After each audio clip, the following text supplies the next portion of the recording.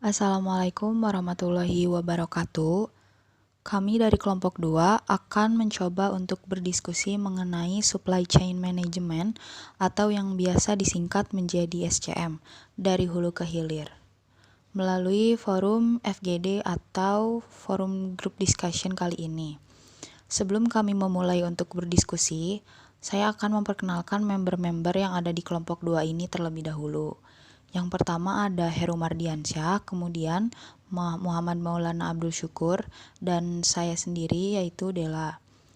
Baiklah, selanjutnya di sini kita akan membahas dulu apa aja sih pokok-pokok bahasan yang akan kita diskusikan di sini.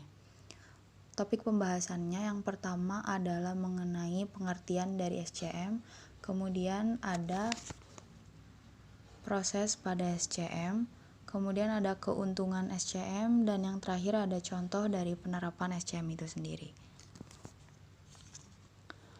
Langsung saja ke pokok pembahasan yang pertama, yaitu mengenai arti atau pengertian dari supply chain management yang akan saya bahas.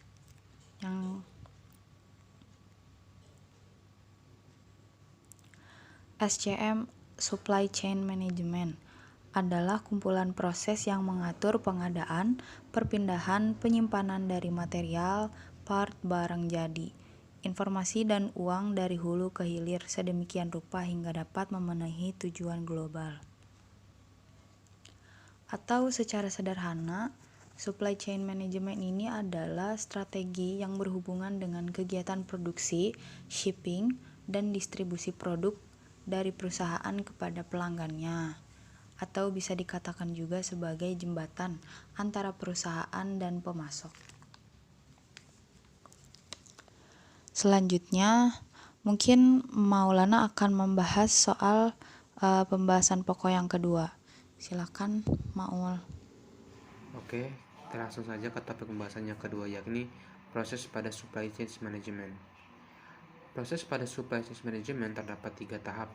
Yang pertama ada tahap pengadaan atau procurement, yang kedua perpindahan atau movement, dan yang ketiga ada penyimpanan atau storage. Yang pertama pengadaan adalah suatu proses di SCM yang mengadakan barang-barang antara supplier dan juga manufaktur yang akan disiapkan sebelum ke proses perpindahan dan juga penyimpanan. Lalu yang kedua ada perpindahan atau movement. Proses setelah pengadaan yaitu perpindahan berlaku secara dua arah. Perpindahan yang dimaksud ini bisa berupa uang, informasi, maupun barang. Lalu yang ketiga ada penyimpanan atau storage.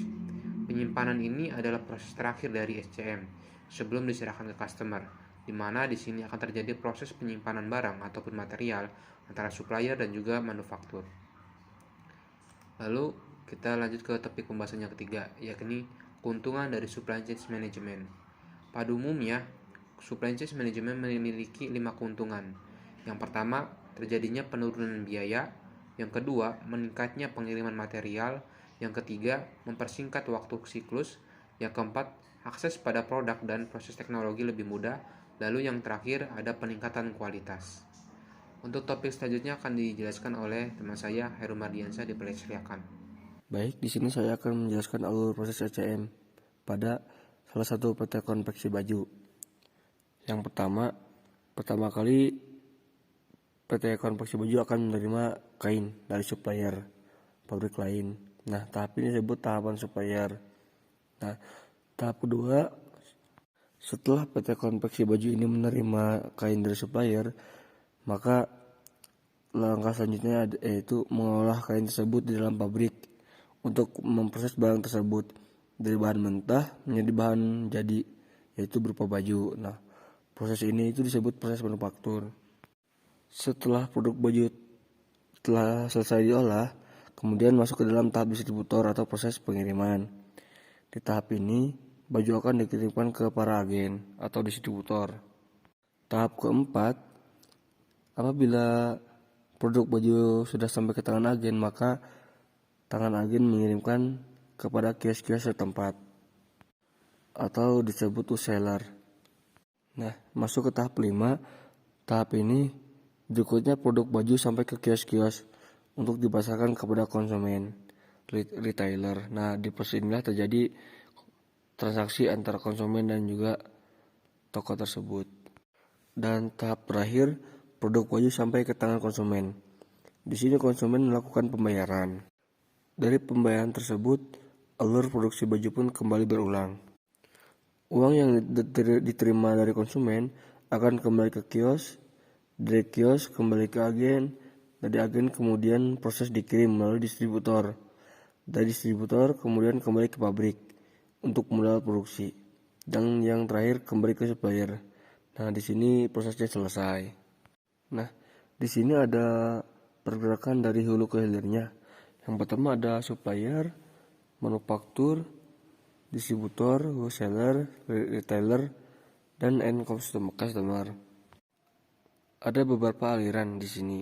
Yang pertama aliran fisik, yaitu berupa material produk dan pengembalian. Nah, alur aliran ini tersebut dimulai dari supplier sampai ke hilir atau end customer. Yang kedua ada aliran pembayaran. Nah, untuk aliran pembayaran ini kebalikannya, dari end customer ke supplier. Berarti melalui beberapa retailer, wholesaler, distributor, manufaktur, lalu ke supplier. Di aliran ini berupa uang, invoice, pricing, kredit. Yang ketiga ada aliran informasi. Di sini tuh berupa kapasitas, jadwal pengiriman, order, dan juga data penjualan. Mungkin segitu dari kelompok kami. Kurang lebihnya mohon maaf. Wassalamualaikum warahmatullahi wabarakatuh.